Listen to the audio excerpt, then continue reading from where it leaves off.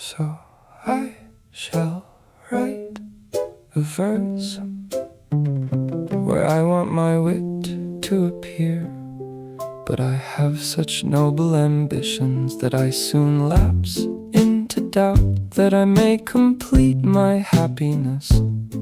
I rather believe that I shan't live a day so far my wish is from its realization.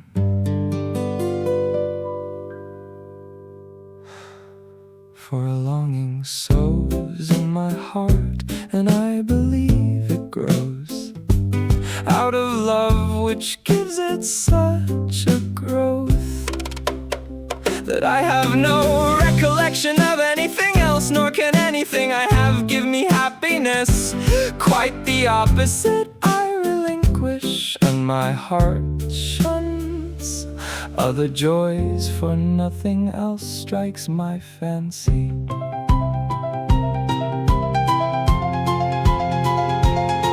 But it makes me suffer greatly, for it leaps and frisks in my heart. Never did anyone do such a heavy penance merely for a beautiful fantasy.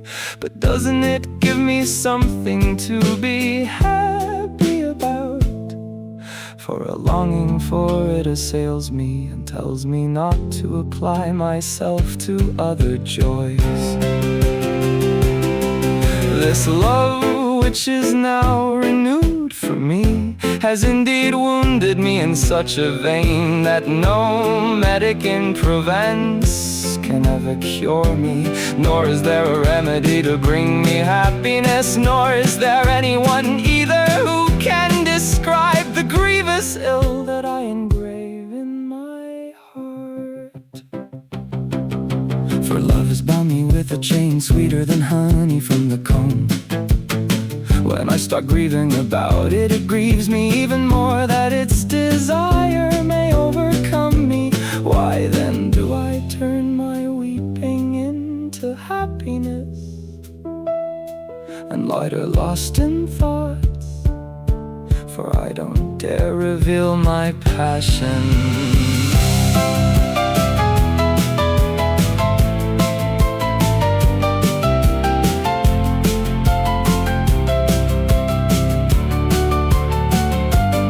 My desire is indeed filled with opposing thoughts, and I imagine that it holds me in thrall, because nobody was ever so happy on credit alone. Lady, if you were gracious to me, I would soon know if I'm preening myself like a woodcock. But she doesn't know which gift she has given me, nor how she lures me. For her worth is so excellent that she believes that I, out of ought not to ever have happiness from her. For she is so high of rank that I fear, if I declare myself, that she would shame.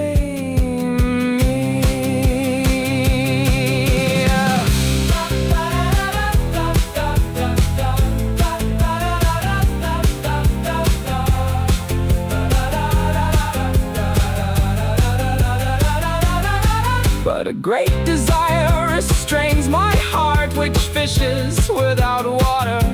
Since I cannot tell her to her face, let God give her insight into this, so that it may turn into my happiness.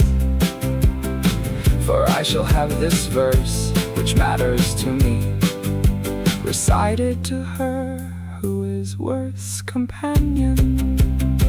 I shall be the knower, she listens to it in happiness. But I see no reason to live if she understands it and pays no heed to it. Shall I not interpret my suffering as happiness? For good expectation wants me to live, and takes away my pain, to which I pay no